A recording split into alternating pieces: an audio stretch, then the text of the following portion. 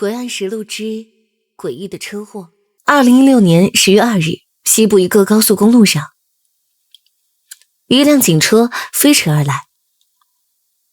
终于来了，应该就是这里。秦队和胡不凡赶到一个车祸的现场。二位，你们终于来了，我们都快被吓死了。一个交警正在现场等着他们俩，那交警看起来十分的恐惧。我利索通道是吗？那先看看那4块再说，让我先检查一下。交通事故不是应该你们交警部门来管吗？怎么找我们？胡不凡被大半夜吵起来，心里十分的讨厌。太给我见外了，你还给我绿色通道，还这么见外。你们不知道这事老可怕了，他撞到的是死人，不是很早以前就死了的人。什么？他说他撞到的是尸体，不是，是僵尸，也不是，怎么说呢？秦队随着那交警介绍，看到路上停了一辆大卡车，车头处躺着一具尸体。有道理哦，这一看确实看出诡异之处，尸体已经被撞得面目全非，但都没有流一点的血。看到了吧，那人是不是现在撞死的？明明已经死了很久了，怎么又会走到路上来被车撞到呢？一定是个僵尸，是鬼。先不要那么早下定论。那司机在哪里？在路边呢。秦队与胡不凡看到路边蹲着一个正在抽烟的男人，看地上散落的烟头，那司机一定非常的紧张。师傅，这车是你开的吗？是啊，你们是谁啊？那司机是一个40岁左右的中年男人。别紧张，我是特修组老秦，跟我说说刚才情况吧。老秦怕那司机紧张，就蹲在他旁边与他一起抽起了烟，并慢慢的问起了事情的经过。我开了这么长时间车，从没遇到过这么吓人的事儿。那司机也是慢慢放松了心情，讲起刚才的遭遇。他说他是跑专线运输的，这大货车也开了快10年了。他在公司专门跑夜车，主要是因为路上车少，跑起来顺当。由于都是短途，所以车上一般只有他一个司机。今天晚上他在这高速上跑着，担心自己犯困，就打开了音响，想点上一支烟缓解一下疲劳。由于今天出门急没带打火机，他就按下货车上的点烟器。可就在一低头想点烟的一瞬间，再抬起头来时，却发现前面的路上出现了一个很可怕的东西。那是一个人，一个赤着脚从高速公路上横穿而过的人。按说呢，这高速公路上是不允许行人上路的。他发现的人马上一脚把刹车踩到了底。可是车辆在高速的巨大惯性下并没有停下来，很快就冲到那个人的近前。他也看清了那个人，那不是活人，完全是一具死了很久的尸体。这时他再做什么反应都已经晚了。那尸体被疾驰大货车撞了一下飞起来。除了听到碰撞的声音，他没有听到那人发出一点的声音。尸体飞出很远的一段距离后，重重地摔在地上。他说他当时脑子里一片空白，很长一段时间都是眼睁睁地看着那具尸体那样躺在路上。那尸体似乎还没有死透一样，还想挣扎着起来一样，但最终还是死了。我刚开始还以为是自己看错了，这没想到下车一看，他以为是自己看错撞死了活人，可下车一看，那人的确是一个死了很久的尸体。死了很久的尸体怎么会自己走到高速上来？就是啊，一定有鬼。几个人都对司机的话有些怀疑，尸体又怎么会自己走上高速？也许其中另有蹊跷。都别说了，我们去看看那尸体。就决定去仔细看看那具被撞的尸体。你不会只看我了吧？啊？还是你们去看吧，我去安抚一下司机。秦队和胡不凡再次来到尸体面前，仔细观察起来。那尸体已经被撞得头骨粉碎，身体扭曲，但是的确可以明显看出，这人确实已经死了很久了。身上的尸斑很明显，许多软组织器官全部出现了腐烂。经过撞击，不但没有流血，反而尸水横流。看来不是现在因车祸而死，倒是可以确认。可师傅，这也太奇怪了吧！你要明白，如果这里面有隐情，你是要负法律责任的。是啊，你是不是很久以前撞过人，后来隐藏了尸体？秦队马上对司机进行了初步的询问，想看看有没有隐情。不可能是透明的。或者你有没有最近帮人运输过尸体什么的？我猜啊。没有，我真的没有。你觉得有没有可能是被前面的车掉下来的尸体被你撞到光线昏暗，你看错了？那也不可能。正当秦头询问司机时，胡不凡却有了新的发现。脑浆透明的？你车上安装了行车记录仪？对，安了，我这都忘了。胡不凡和秦队马上到驾驶室，对行车记录仪进行了查看，却没想到视频显示的与司机说的完全一致。这件事没有任何蹊跷，现实就是一具尸体诡异地走上高速，并被大货车撞倒。没有人知道这具尸体为什么会走到这里。血淋淋的现实摆在老秦和胡不凡的眼前。把记录仪拆下来，连存储卡一起拿走。知道了。老秦让大货车司机以后不要跟别人说起这件事儿。司机像得了大赦一样开车走了。这到底是怎么回事啊？难道是真的有鬼？你也不要乱说了，就是压到路上一具被遗落的尸体而已啊。秦队又打发走那个胆小的交警，并通知了几名同事，及时的处理了那具尸体。国安实录之碎尸案。某公安局总部大楼，早上迟到的胡不凡匆匆赶到办公室。一进警务大厅，一个布告栏引起了他的注意。那是一个近几个月失踪人员名单的告示栏。突然，胡不凡发现一个令自己十分吃惊的东西。那是一个梳着2个小辫子的小女孩的照片。小女孩看上去能有7、8岁的样子。左眼上方有一块暗红色的胎记。胡不凡一把上前撕下女孩的照片，奔向了办公室。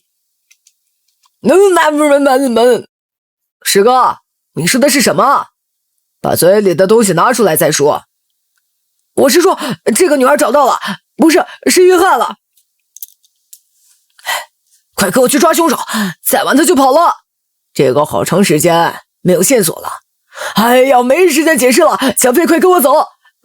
师哥，你要带我去哪儿啊？2个年轻人不会出事吧？没事，不凡虽然毛躁，但身手很好。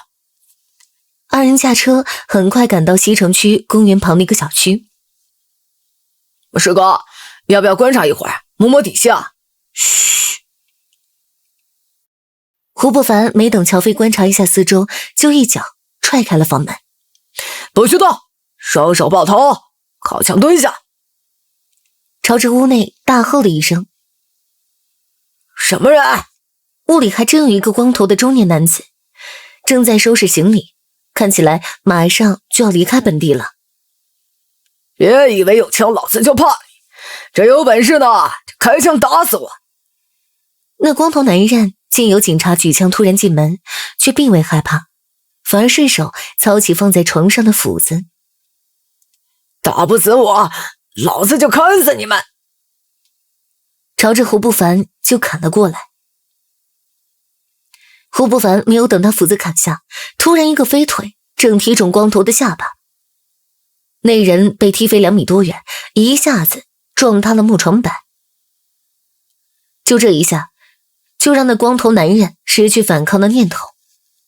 混蛋，你绑架勒索杀害小女孩的事情已经破案了，就跟我回去坐牢吧。师哥，你好威风啊！胡不凡与乔飞将光头犯罪嫌疑人带回了警局。这家伙刚才在路上都交代了，这人呢是他杀的。放心吧，不凡，他死定了。交给了刑警队的同事。说什么臭小子？这事很快惊动了警局上下，当然也惊动了老秦和风队。果然吧，自从听了我的故事，一天睡得比一天好。我师哥好厉害，刚刚抓了个绑架杀人犯。你是怎么突然知道案情和凶犯的？这个嘛，这要从我今早买早餐说起啊。今早我买早餐路过老城区时，好恐怖啊！我知道了。突然看到一个小胡同里有一个7、8岁的男孩守着一个垃圾桶哭。那个坏人可真坏。那孩子眼睛一直在盯着垃圾桶，脸上表情时而害怕，时而悲伤，似乎还在自言自语。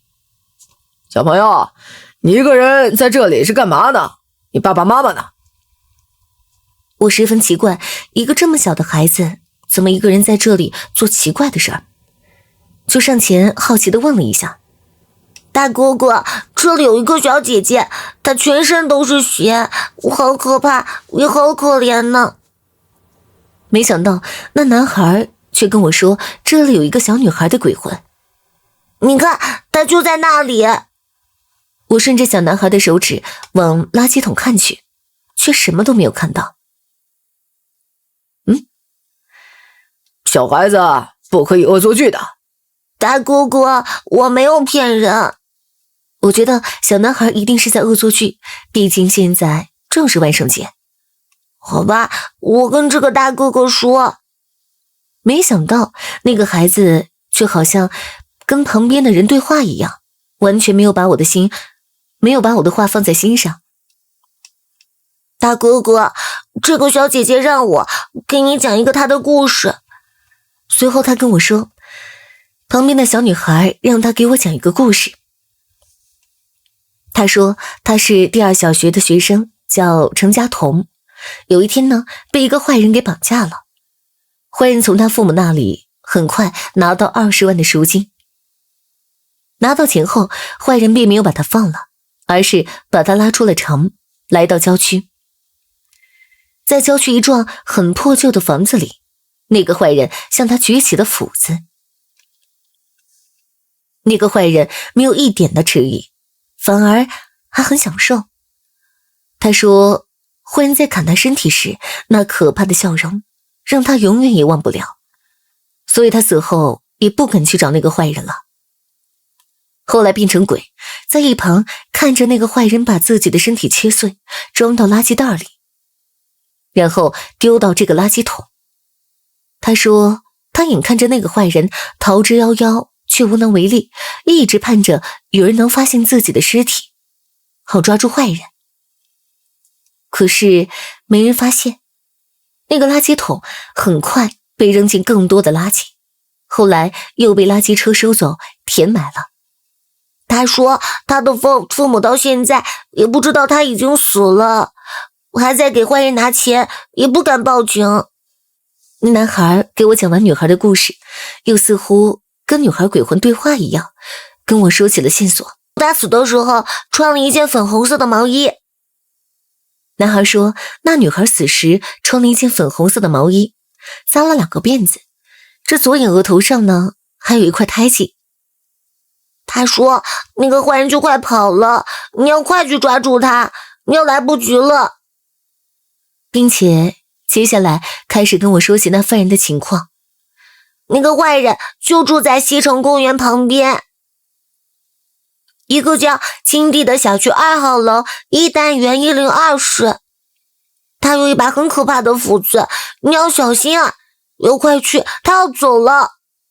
这刚开始我以为是男孩在万圣节恶作剧呢，直到看到这小女孩的照片啊。后来在警方几天努力下，女孩的尸体在郊外的垃圾填埋场被找到了。光头男子对犯罪事实供认不讳。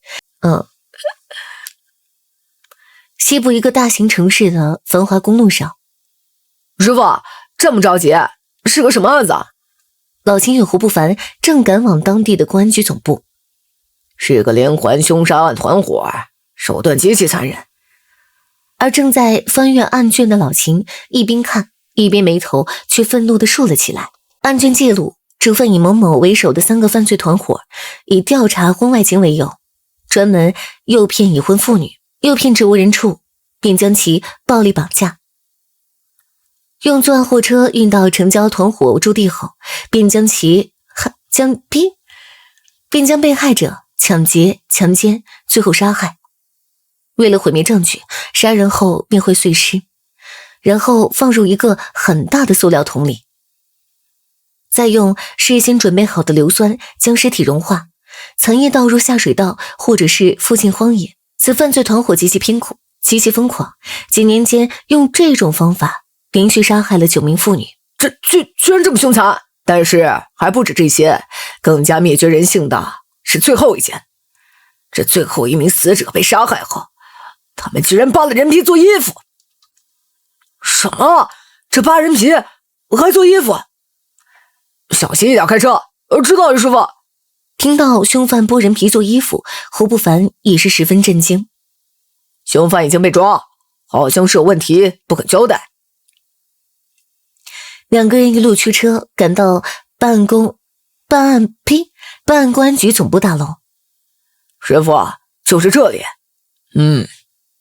老秦，你可算是来了，可愁死我了。当地的接待人员已早早等在门口，见到2人就连连诉苦。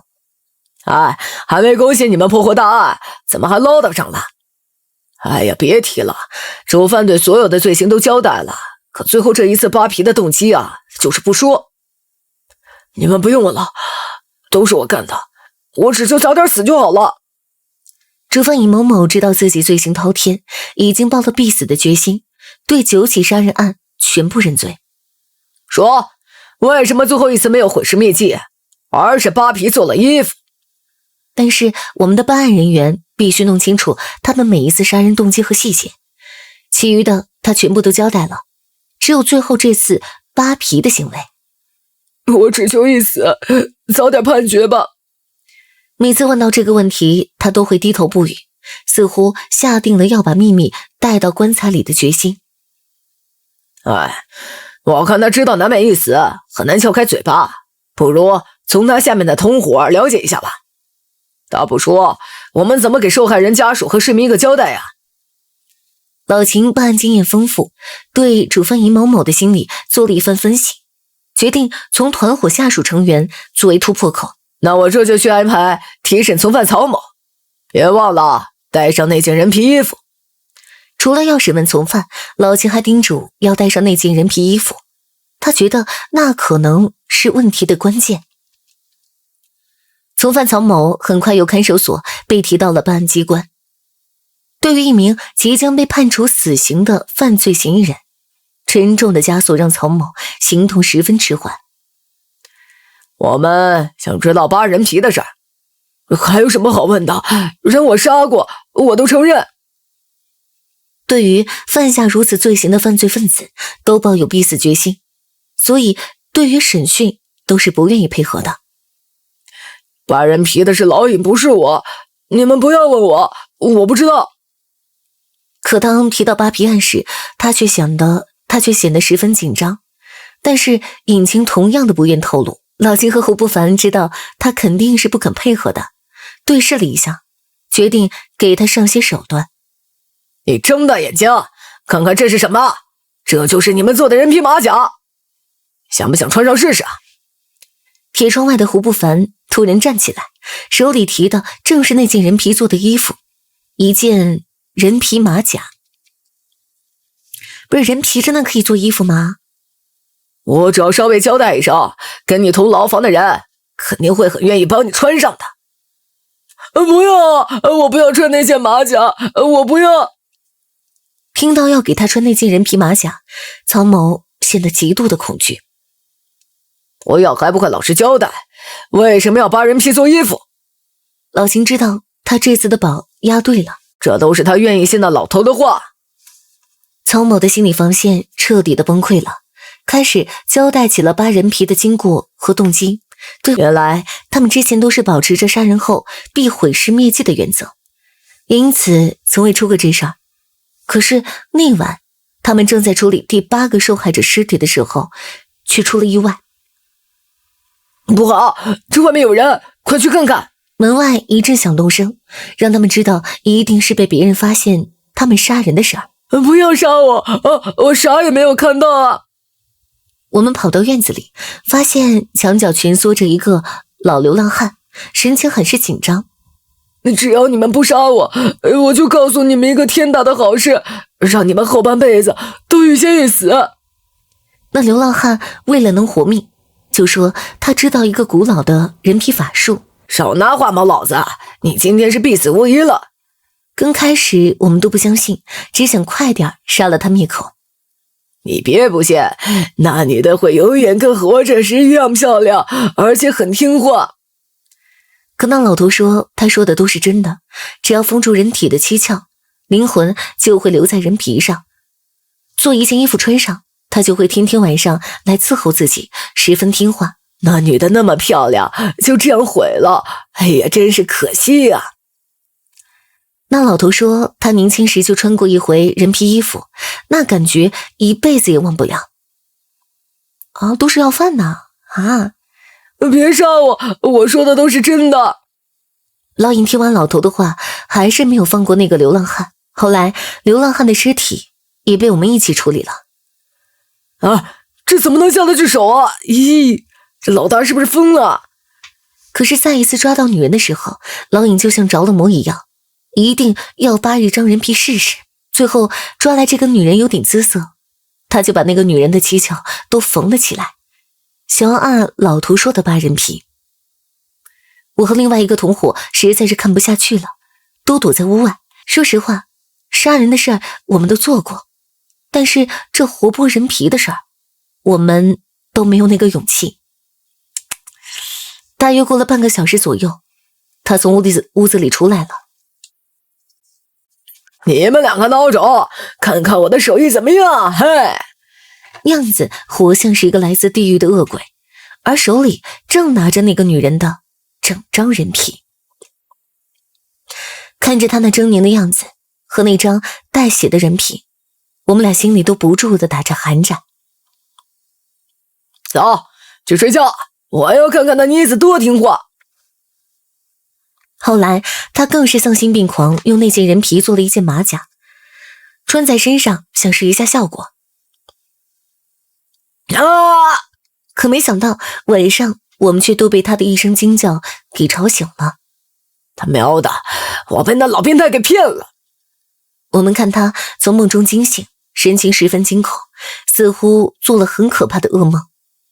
他说，咦，那个女人的确来找他了，但是他梦到的却是那个女人被扒了皮的模样，极其的恐怖。还我的皮来！那女人要掐死他，那梦异常的真实，连那女人身上的血腥味都能闻到。后来似乎他每晚都做那个可怕的梦，精神状态急剧下降，直到被我们抓。这些都是他干的，我不要穿那件人皮马甲。曹某把这件听起来十分荒唐的扒皮细节和动机都如实交代了。这动机也让老钱和胡不凡感到吃惊，怎么会有如此丧心病狂的人？3人犯罪团伙因抢劫、强奸、故意杀人罪，手段极其残忍，性质恶劣，影响巨大，被判处死刑。3声枪响，结束3人罪恶的一生。等待他们的不会是天堂，而是地狱的无尽惩罚。